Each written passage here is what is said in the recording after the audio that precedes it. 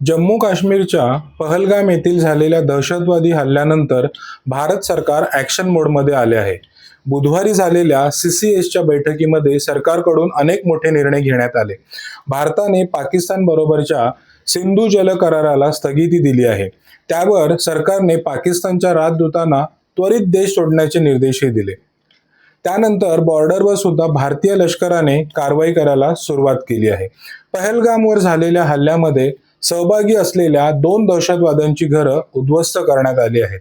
अनंतनागमधील बिजबिरा आणि त्राल येथे सुरक्षा दल आणि जम्मू काश्मीर प्रशासनाने दहशतवाद्यांच्या विरोधामध्ये ही कारवाई केली आहे. भारताने या दहशतवाद्यांना कसं ट्रॅक केलं, हे दहशतवादी नेमके कोण आहेत आणि पाकिस्तानची यावर प्रतिक्रिया काय आहे, या सगळ्या घडामोडी जाणून घेऊयात या व्हिडिओमध्ये. नमस्कार, मी सतीश राठोड, महाराष्ट्र पब्लिक टाइम्समध्ये आपले स्वागत करतो. 24 एप्रिलच्या रात्री भारतीय अधिकाऱ्यांनी केलेल्या कारवाईमध्ये दहशतवादी आशिफ शेख याचं त्राल येथील घर जम्मू काश्मीर प्रशासनाने उद्ध्वस्त केले आहे. तर दहशतवादी आदिल हुसेन खोकर याचं सुरक्षा दलाने ID ब्लास्ट करून घर उद्ध्वस्त केलं आहे. अनंतनाग जिल्ह्यातील बिजबेरा इथल्या गोरी परिसरात त्याचं घर होतं. आदिल खोकर हा आदिल गोरी या नावानेही ओळखला जातो. खोकर 2018 मध्ये पाकिस्तानात गेला होता. त्यासाठी त्याने अधिकृतपणे वाघा अटारी बॉर्डरचा उपयोग केला होता. पाकिस्तानात जाऊन त्याने दहशतवादाच्या कॅम्पमध्ये ट्रेनिंग सुद्धा घेतली होती. त्यानंतर मागच्या वर्षी तो काश्मीर खोऱ्यात परत आला होता. सुरक्षा दलाने पहलगाममध्ये झालेल्या हल्ल्यानंतर संशयित दहशतवाद्यांची स्केच जाहीर केली होती. सोबतच त्यांच्यावरती प्रत्येकी 20 लाखाचं बक्षीस सुद्धा जाहीर केलं होतं. त्यानंतर त्यांच्या घराचा तपास लावत 2 दहशतवाद्यांची घरं आता उद्ध्वस्त करण्यात आली आहेत. दुसऱ्या बाजूला पाकिस्तानच्या आर्मीकडून जम्मू काश्मीर मधल्या LOC म्हणजेच लाईन ऑफ कंट्रोलच्या परिसरात सीज फायर कराराचे उल्लंघन करत मोठ्या प्रमाणावरती गोळीबार करण्यात आला. पाकिस्तानकडून LOC वरती सुरू असलेल्या गोळीबाराला भारतीय सैन्य दलाकडूनही गोळीबार करत जोरदार प्रत्युत्तर देण्यात आलं.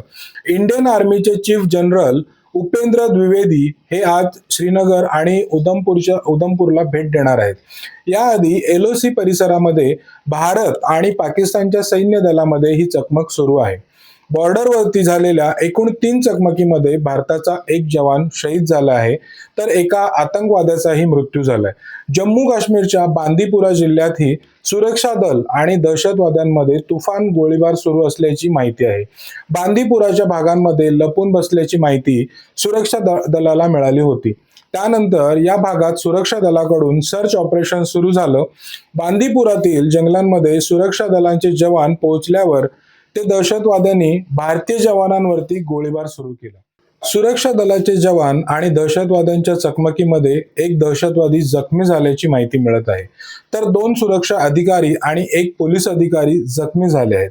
या सगळ्या घडामोडी घडत असतानाच पाकिस्तानने घेतलेले निर्णय सुद्धा चर्चेत आहेत.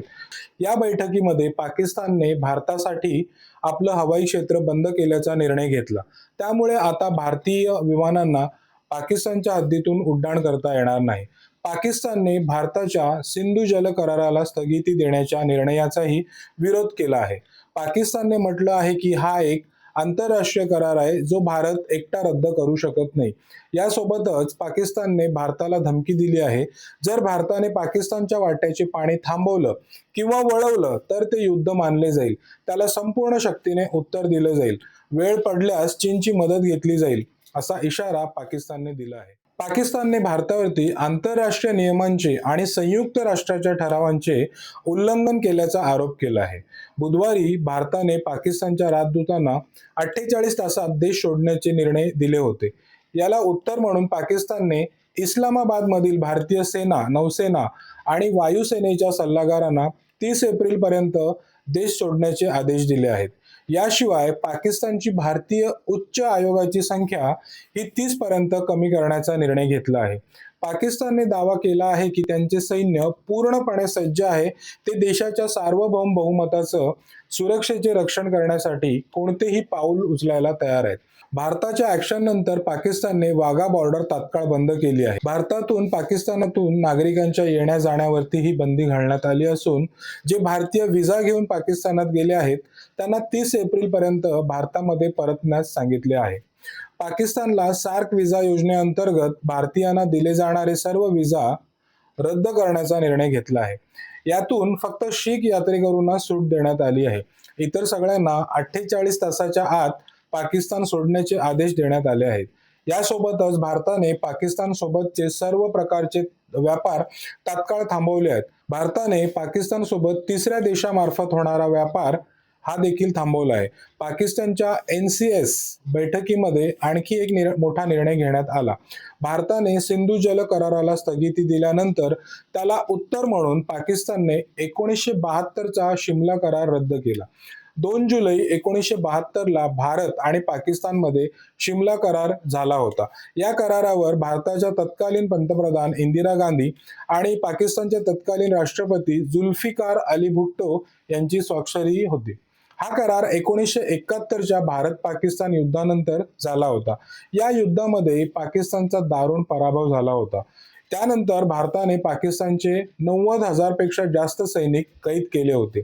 त्या युद्धानंतर पाकिस्तानमधून बांगलादेशची निर्मिती झाली होती। शिमला कराराअंतर्गत भारत आणि पाकिस्तान या दोन्ही देशांनी संवादाच्या माध्यमातून परस्पर संमतीने आणि शांततापूर्ण मार्गाने मतभेद सोडवण्याचे मान्य केलं होतं। शिवाय दोन्ही देशाने 1949 मध्ये जिथे युद्धविराम झाला होता ती रेषा लाईन ऑफ कंट्रोल अर्थातच LOC म्हणून ओळखली जाईल असं मान्य केलं होतं। शिमला करारामध्ये म्हटलं होतं की भारत आणि पाकिस्तानचं सैन्य आपापल्या बाजूला आंतरराष्ट्रीय सीमेवरून माघार घेतील आणि दोन्ही बाजू LOC वरती एकतर्फी बदलण्याचा प्रयत्न करणार नाहीत। पण पाकिस्तान 1999 मध्ये या कराराचे उल्लंघन केलं होतं। तेव्हा पाकिस्तानी सैन्य जम्मू काश्मीरमध्ये भारताच्या हद्दीत घुसले होते। त्यानंतर भारत आणि पाकिस्तानमध्ये युद्ध झालं। ते युद्ध कारगिल युद्ध म्हणून ओळखलं जातं। महत्वाचं म्हणजे पाकिस्तानने यापूर्वी अनेक वेळा शिमला करारावरती प्रश्न उपस्थित केले आहेत।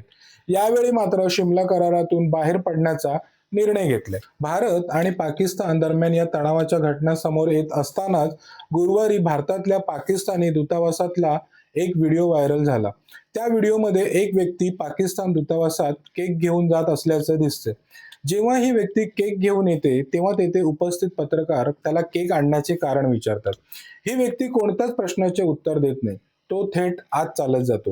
हा व्हिडिओ व्हायरल झाल्यानंतर आता अनेक प्रश्न उपस्थित होत आहेत। पाकिस्तान दूतावासामध्ये हा केक कोणी ऑर्डर केला? नंतर तेथे केक आणण्यामागचं नेमकं कारण काय असेल असे प्रश्न आता विचारले जात आहेत।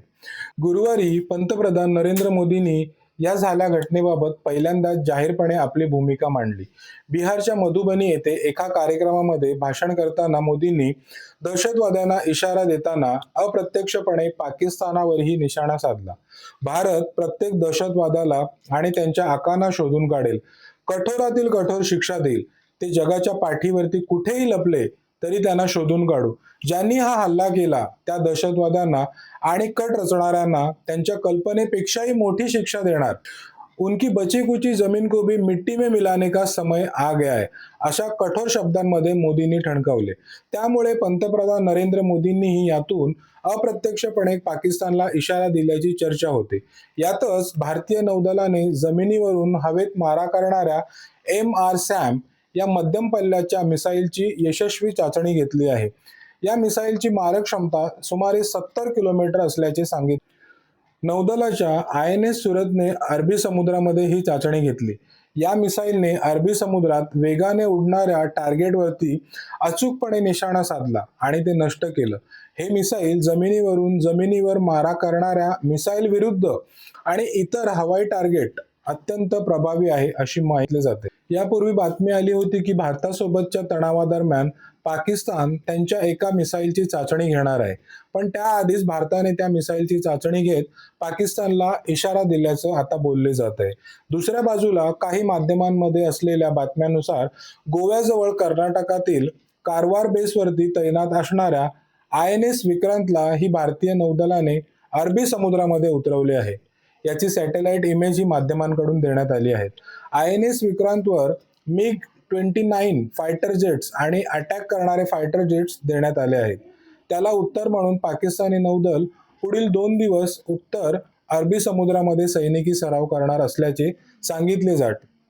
ग्वादर पोर्टजवळ मिसाईल फायरिंग ड्रिल पाकिस्तान सुरू करणार असल्याची ही माहिती आहे. पहलगामच्या दहशतवादी हल्ल्यानंतर सध्या तरी भारत आणि पाकिस्तानमध्ये प्रचंड तणावाचं वातावरण आहे. दोन्ही देशांनी त्यांचे व्यापारी आणि राजनैतिक संबंध तोडून टाकले आहेत. दोन्ही देशांनी त्यांच्या सैन्याला कोणत्याही परिस्थितीसाठी सज्ज राहण्याचे आदेश दिले आहेत. तसेच अरबी समुद्रात मिसाईलची चाचणी घेतली जात आहे.